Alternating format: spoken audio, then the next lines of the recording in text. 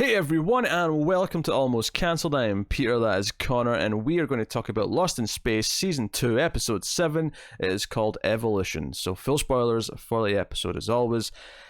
So, we have kind of a big setup episode going into these last three, where it gives everyone a new obstacle where they all have to kind of come back together and work together, which is kind of nice and interesting because, they were together for the first couple and then they all kind of split up a little bit and went on their own little adventures.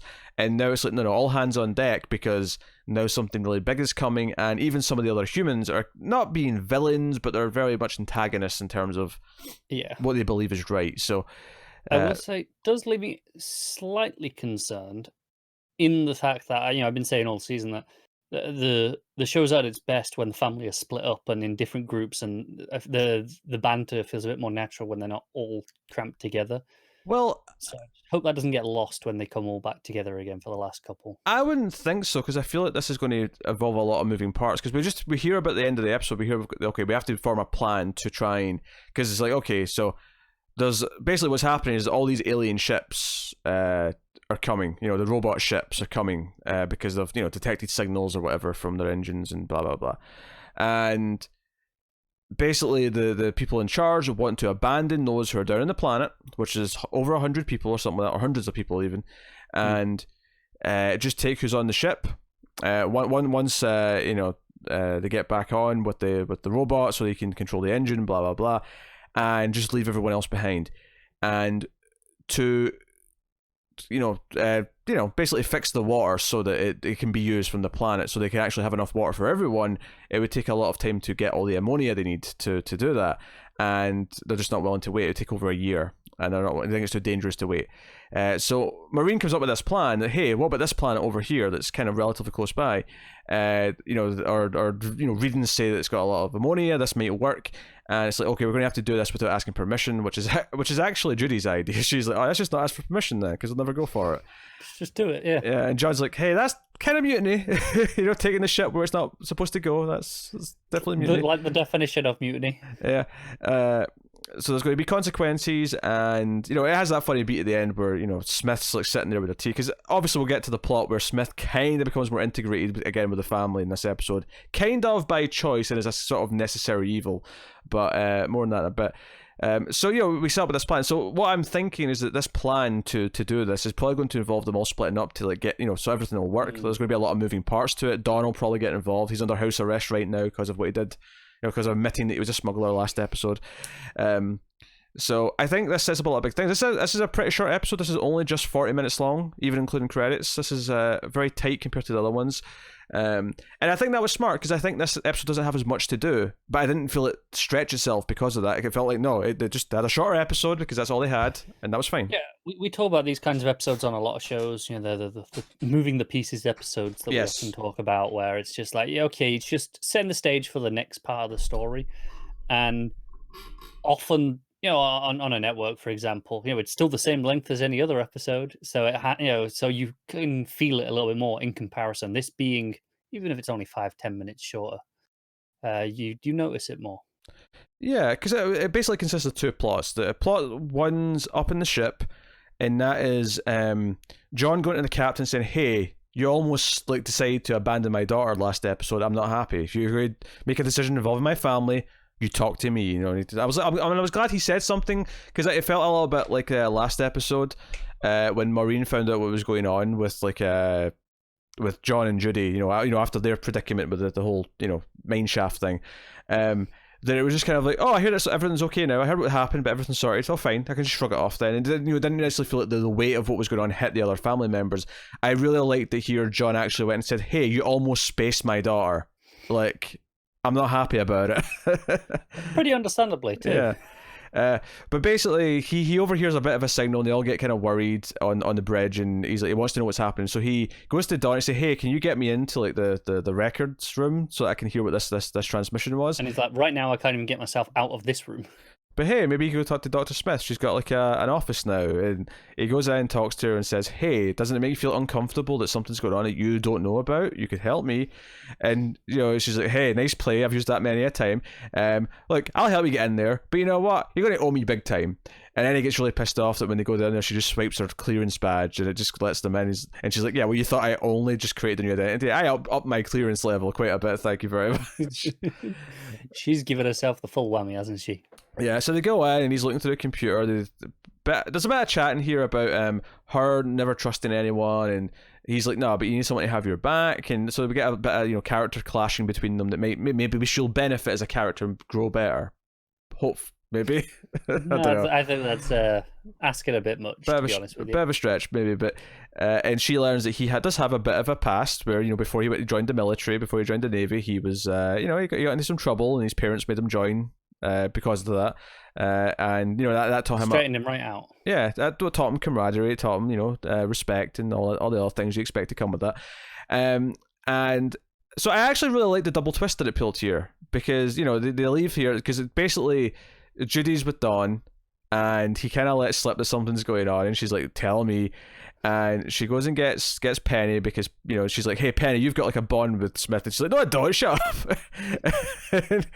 and so they go. And again, I love that we're not doing the obvious thing that we thought they were going to do with Penny and Smith. Back in episode 1 or 2, when it felt like she was just going to like coerce her, like. Even if there's a little bit of that still to come, it doesn't feel like they've been like... I think there was a worry that every episode it was going to be like her gradually coming to the dark side all season kind of thing. Yeah, but it's kind of been in and out, hasn't it? Which feels more natural. Yeah. Every so often there's a choice that she'll make that feels like, she'll lean on that a little bit more. But it's not been frustrating. It's not been this constant thing where it feels like it's bearing down every choice she's making as a character. She still feels like Penny, and I have great respect for that in terms of the writing. But they basically show up just at the last second as John's being arrested because Smith has turned them in and called ahead, and they pick him up. And we're like, oh, damn you, Smith. And, Smith goes up. And you're not surprised either, though, because it's like... No. Yeah, classic Smith. But she goes up to the bridge, and the head of security dude is like, oh, I mean, you were with the Robinsons for a long time. What made you turn them in? And she gives this speech about doing the right thing, blah, blah. And he's like, I'm actually glad you're on our side here, and you don't want to leak the information that there's, an army of alien ships. Because I think you could be very useful. And that we find out why in a minute, when she's telling everyone else, but... the idea that a psychiatrist on our side to help calm people down will be useful, right? Oh yeah. But then we see like John's under house arrest, and they're explaining to him that he can't leave the thing, blah blah. And the daughters are pissed, and then in walks Smith, and it becomes clear that this was the plan. That John wanted her to turn them in so that she could gain, basically, their favor. Trust and getting close. And this is such a risky gamble to pull with Smith. Yeah, but she comes in and she's like, "Yep, so here's what's going on," and there's a good news, bad news situation. And he's like, "Okay, what's the good news?" Well, the good news is that they're we're ready to leave, and they're once Maureen and Will, probably the most famous name in the whole show, Danger Will Robinson. Yes, but when they get back up, we're ready to leave. So your family's completely safe. Is it okay? That's great. What's the bad news? We're leaving everyone else down the planet behind. And they're all kind of like, that's kind of bad. And what I like about this is they don't even keep it a secret from everyone for too long, because by the time Maureen does get back up, they've Victor's son VJ's there, the people they're living with, like that couple are there. There's a few allies who they've also brought into the fold in terms of what's going on. And I kind of dug that. So I like the little extra twist here. It was like, no, this was intentional, and this was all to gain their trust. And yeah, and it's okay. They need to run away from this signal, whatever's coming, right? That's the implication. And there's also the idea that they're kind of meeting each other in the middle, where John's doing something a little naughty, kind of like Smith would, but Smith's also having a partner and having someone to have her back. Yeah, but you just know it's only a matter of time till she betrays everyone again, right? Yeah, this is why the ending where she's got the little teacup and she's like, "So what's the plan, team?" And like, it's like, oh god, you made a deal with the devil. This is going to go badly. Because it's like, okay, she'll give you a lot of information, but she'll keep some stuff to herself, or it'll just get to a point where she's like, "Oh yeah, you're not useful anymore," and do her own, whatever her own plan will be at the time. Mm-hmm. You just know it's an inevitability. Yeah. So that's good stuff. The Maureen and Will stuff with Adler is Adler. I will say the one thing I didn't like about the episode is that we got like a flashback early on that it was just like one flashback to show that no, he really hates the robots, and he's planning all these cruel things. He's going to like trap the robot and like torture it and blah blah blah.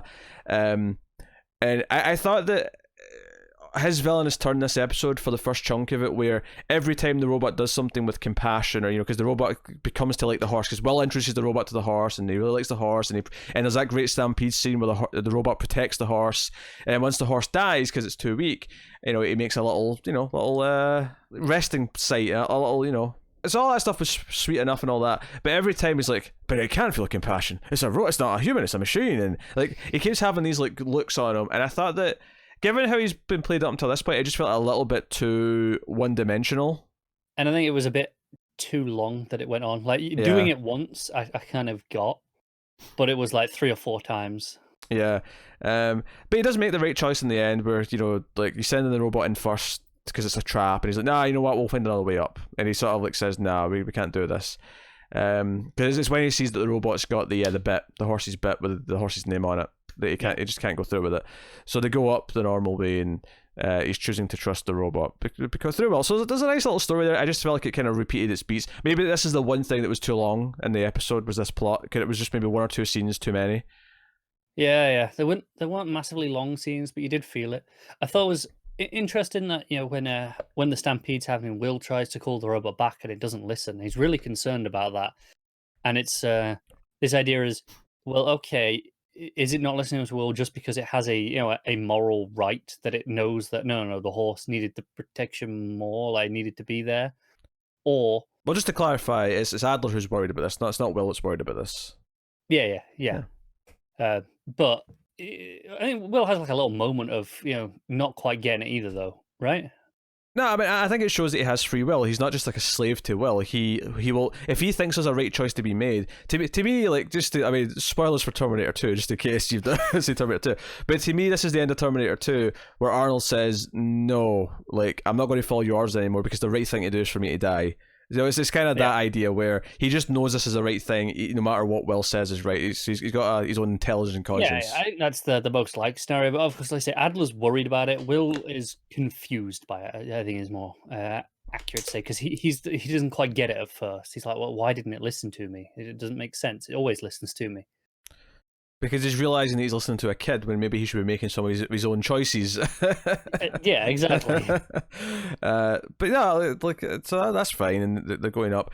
There's a whole scene where the security guy's talking to Maureen and is just lying to her, because we already know at this point what the plan is, and he's like, yes, just get everything ready to go, and yes, then we'll leave with everyone, yes.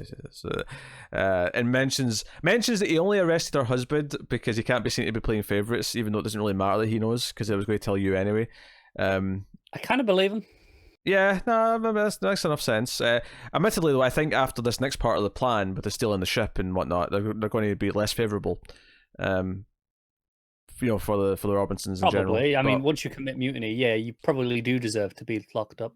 There is a good scene, though, that I like, where Victor, who I've not even seen a whole lot of this season, like, calls up to Maury. It's when they're on the way back up to the ship.